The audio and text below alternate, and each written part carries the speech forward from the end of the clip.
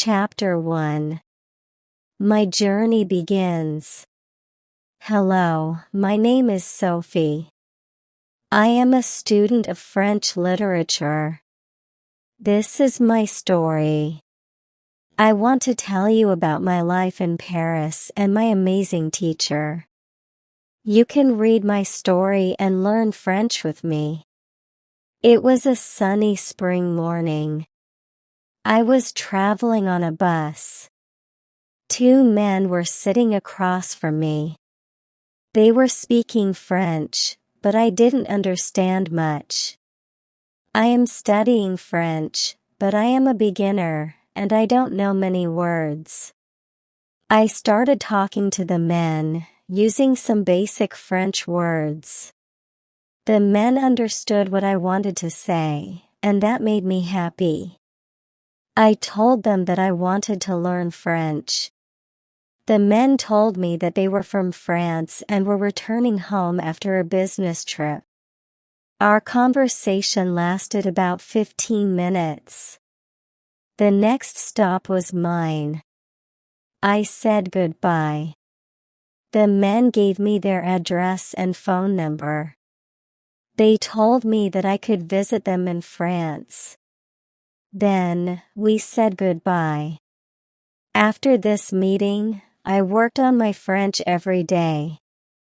I translated texts and watched movies in French. In 6 months, my French improved. It was good, but I wanted to learn more. I went to Paris because I wanted to study French there. When I was in Paris, I joined a school. My first lesson was on Monday. I met my teacher and other students in the class. My teacher was a young and kind man. He was very nice and humble. We introduced ourselves, and then we proceeded with the lesson. Our teacher had a question for us. He wanted to know our general knowledge about the language. He told us that he could teach us through a very effective method to learn French. This method was very simple. Our teacher told us that we would not have to study textbooks. Instead, we would have to use French a lot in our daily lives. It turned out to be very effective for me.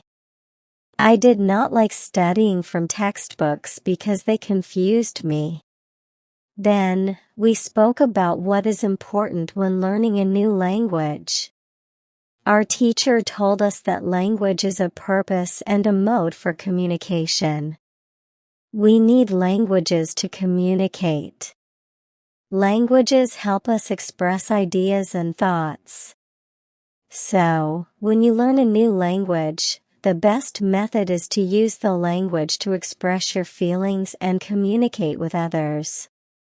And this is what we would do in our course: speak and make use of the French language a lot. Many students try to remember new words and study grammar rules, but these students don't use French for speaking. They study about the language but don't use it. There is a difference. Of course, you need to learn new words and grammar, but you don't have to study them. You need to practice them on a daily basis. In this course, our teacher wanted to show us a very simple and effective method to learn vocabulary and grammar. I liked what our teacher said. Our lesson continued. We spoke about our hobbies and what we like to do in our free time. We spoke in pairs or with our teacher. I enjoyed taking classes. I was really happy. This system of learning turned out to be very good and effective for me. Chapter 2: Learning New Words. I went to school on Tuesday again. One of the students asked a question that was interesting to me. She asked, "What is the best way to learn new words?" Our teacher replied, "There are many things you can do to learn new words. I will tell you what is statistically the most effective way to learn new words: reading. When people read, they learn new words in their language twice as fast as people who don't read. It's good to read for at least 30 minutes every day. I want to show you how to get the maximum benefit from reading. First, it's very important that the book or text you read is interesting to you. It doesn't matter if it's fiction or nonfiction. Whatever your interest is, choose a book you enjoy reading. Don't read something that isn't interesting to you. When you don't know many words, you can get frustrated. You always want to enjoy everything you do while using the language. It's effective to choose a text that is interesting and also appropriate for your level. When you read the text and see a word you don't understand, take a dictionary and find the word. Look at its meaning. This will improve your understanding of the text, and your knowledge of the text will increase. You won't have to write the word anywhere. The word will automatically get locked in your brain, and you will always remember its meaning whenever you see the word again. Every time you encounter a new word, do the same. Reading has another great advantage. When you read, you learn new words, and you also learn how each word is connected to other words in the sentence. You can see how to link words correctly. This way of learning new words is very effective. Try it, and you will see how fast you can learn new words. Then, we continued with the lesson. We spoke about the situation in France and the best jobs for students. This was good for me because I wanted to get a job. I wanted to do something in my spare time after school. I asked other students if they knew where I could find a job. They told me that I should go to a job center. The job center offers a lot of jobs, especially for students. This was good for me. I was happy that I knew where to find a job. When my day at school was over, I went to the job center. I didn't know what job I could do, so I asked the man at the job center, "What is the best job for a student?" The man told me that they had some good jobs for students. He said I could be a cleaner or a waitress in a cafe. I told him that I had no experience with these jobs. He told me that my French was good enough to work at the cafe. The training wasn't difficult, and I would have more chances to speak French than being a cleaner. He told me that I could start my job on Thursday. It was all good for me. I was happy that I had a job where I could practice French. Chapter 3. Improving Pronunciation. On Wednesday, I went to school again. There was one student in the class who was quieter than the others. He was from Japan. When our teacher asked if we had any questions for him, this student from Japan said that he had a question. He said that he had a big problem with pronunciation.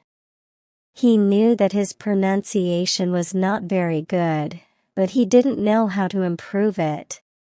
He doesn't speak much because he doesn't have others to listen to his bad pronunciation. He said that he reads and watches films in French a lot. He understands very well, but he also wants to improve his speaking. He asked if there was something he could do to be better at pronunciation. When my teacher heard this, he said, "Okay, I will tell you something about pronunciation and how to practice it." I will also teach you techniques that can help all of you to become better at pronunciation. First, we have to look at why students have problems with pronunciation. When we speak, we have to move our mouth. We have to use muscles in our mouth. We all do that. The problem is that when you speak French, sometimes you use your muscles the same way you would use them in your native language. Then your pronunciation is different from the pronunciation of native speakers. This happens to many students. To learn French, almost everybody has a little different pronunciation than they should have. In fact, it is not a big problem because usually people understand what you want to say, even if your pronunciation is not perfect. However, you can work on your pronunciation and make it better by a great technique, which can help you a lot. The name of this technique is shadowing. The technique is very simple. When you do shadowing, you simply copy the sound that you hear. When children learn their first language, they learn it by copying. They copy after their parents again and again, and one day their pronunciation becomes perfect. If you can learn French pronunciation the same way, this is what you can do. You take some videos or audio recordings that are not very fast and which you can understand very well. You listen and you copy what you hear. That is all. Then, our teacher went to youtube.com, and he searched for the shadowing technique. He found good videos where the shadowing technique was very well demonstrated. We watched the video, and then we all tried to do shadowing for about 3 minutes. Then, our teacher told us, shadowing is also good when you are preparing for a presentation in French and you want to have good pronunciation. Before the presentation, you can go to some place where you are alone, and you can do shadowing for about 10 minutes. You will see how much it will help you to have better pronunciation during the presentation. This was very interesting for me. I hadn't heard about this technique before. When the lesson finished, I went to the school reception. I asked the lady if there were any sports activities at school. I would like to do some sport in France. The lady at the reception said, "Yes, we have a basketball team and a volleyball team. The basketball team has training today at 5 o'clock. I was very happy because sport is very important in my life. I went to the training of the basketball team. I met a lot of players from different countries: Canada, Germany, Australia, China, Brazil, and Mexico. I liked the training. I was very happy that my time in France started well. I have a great teacher. I also have some new friends from my basketball team, and tomorrow I am starting my job as well." Chapter 4. Thinking Aloud. On Thursday, I went to school again. We had a new student in our class. Her name was Maria, and she was from Spain. At the beginning of the lesson, my teacher asked Maria some questions. My teacher knew Maria because Maria had visited his class 1 year ago. It was a class for beginners and lasted only 2 weeks during the summer holiday. When Maria spoke, she spoke beautifully. Her pronunciation was very good, and she was fluent. My teacher was very happy, and he told Maria, "Your school in Spain must be very good." Maria replied, "I don't go to any school. I learn French at home. I use techniques that I learned from you." I do a lot of reading, shadowing, and thinking aloud. I try to think more in French than in Spanish. This is how I work on my French. The 2 weeks I spent last summer in your class helped me a lot. You showed me the way. I know how to work on my French every day. This is why I wanted to join your class again. 1 year ago, I was a beginner, and now I can speak French. I want to learn from you again. My teacher was very happy when he heard these words. He appreciated Maria for her hard work. It was all very interesting for me. I already knew about reading, and I also knew the shadowing technique, but Maria also spoke about thinking aloud.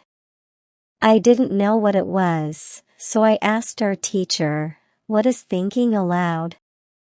Our teacher replied, "It is a very effective technique.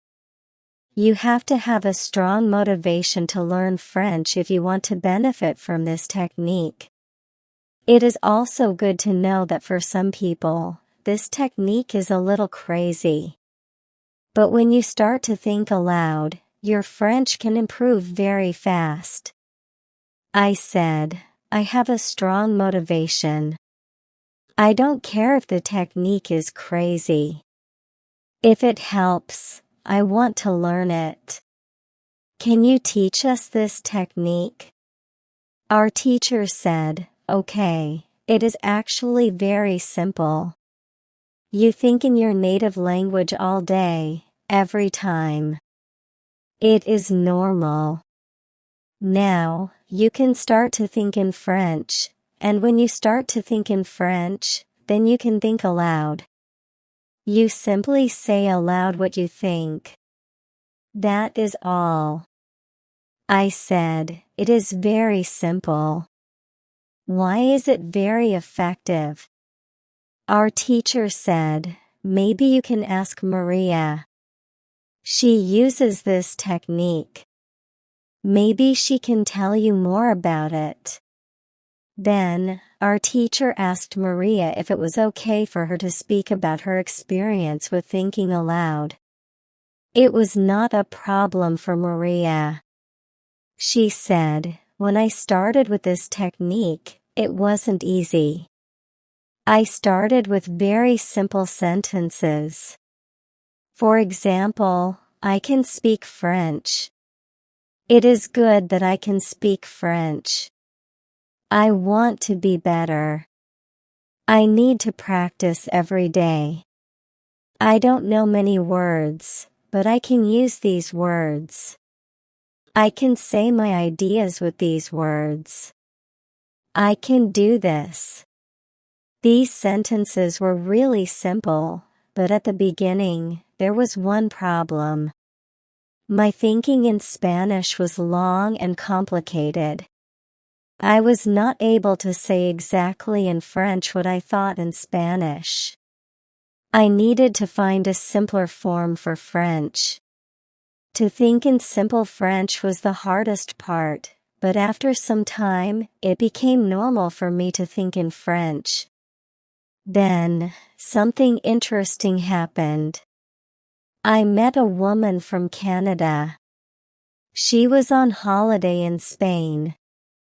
I was still a beginner, but we started to speak French. I could see that I was able to speak with her without having problems. My sentences were simple and short, but I was able to speak. I didn't translate in my head from Spanish to French. After the meeting with a woman from Canada, I started to use thinking aloud more. This technique helped me a lot with my speaking. I still use it every day. It is really a very effective technique. Our teacher thanked Maria for sharing her experience with thinking aloud. I wanted to use this technique because I also wanted to get better at speaking. When you want to speak French fluently, think aloud. Chapter 5. A New Routine. The next few weeks passed quickly. Every day, I followed the advice of my teacher and Maria. I read books in French for at least 30 minutes. I chose books that interested me, like stories about travel and adventure. Whenever I came across a new word, I looked it up in the dictionary. I didn't write the words down, but I noticed that I remembered them easily when I saw them again. In addition to reading, I practiced shadowing. I found videos online of people speaking French slowly and clearly. I listened to them and repeated what they said. At first, it felt strange to copy someone else's voice, but after a few days, I noticed that my pronunciation was improving. I sounded more natural, and I felt more confident when speaking. Thinking aloud was the hardest technique to get used to. At first, I felt silly talking to myself in French. But I reminded myself of Maria's story and how much it had helped her. I started with simple sentences, like I am going to the store or today is a sunny day. Over time, I began to think in French more often. It became easier to express my thoughts without translating from English. I realized that thinking aloud was helping me speak faster and more fluently. At my job in the cafe, I practiced French every day. The customers were friendly, and they encouraged me to keep trying. Sometimes I made mistakes, but they smiled and corrected me gently. I learned a lot of new words related to food and service, like menu, order, and thank you. Working at the cafe gave me a chance to use French in real-life situations, which made my learning even more effective. In the evenings, I played basketball with my new friends. We came from different countries, but we all shared a love for sports. During breaks, we talked about our cultures and experiences. Some of my teammates were also learning French, so we practiced together. It was fun to learn while playing and laughing with friends. Chapter 6. Challenges and Growth. Even though I was making progress, there were still challenges. Sometimes I felt frustrated because I couldn't express myself perfectly. There were moments when I forgot words or mixed up grammar rules. But my teacher reminded me that mistakes are part of the learning process. He encouraged us to keep practicing and not give up. One day, a student in our class shared a story about overcoming fear. His name was Ahmed, and he was from Egypt. He said, "When I first came to France, I was afraid to speak because I thought people would laugh at my mistakes. But one day, I decided to face my fear. I went to a market and asked for directions in French. The person I asked didn't laugh. Instead, they smiled and helped me. After that, I realized that most people are kind and patient. They appreciate when you try to speak their language." Ahmed's story inspired me. I decided to step out of my comfort zone and practice French with strangers. I started small, like asking for directions or ordering food in restaurants. Each time I succeeded, I felt more confident. I realized that the more I used French, the better I became.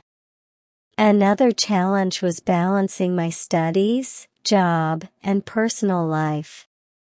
Some days, I felt tired and overwhelmed. But I reminded myself of my goal, to become fluent in French. I created a schedule to manage my time effectively. I dedicated specific hours to studying, working, and relaxing. This helped me stay organized and focused. Chapter 7. Celebrating Success. After several months in Paris, I noticed significant improvements in my French. I could hold conversations with ease, read books without constantly looking up words, and understand movies without subtitles. My pronunciation had improved, thanks to shadowing, and I was thinking in French more naturally, thanks to thinking aloud. To celebrate my progress, I invited my classmates, teacher, and basketball teammates to a small gathering at my apartment. We cooked dishes from our respective countries and shared stories about our journeys in learning French. It was a wonderful evening filled with laughter, music, and delicious food. During the gathering, my teacher gave a speech. He said, "Learning a language is not just about memorizing words and grammar.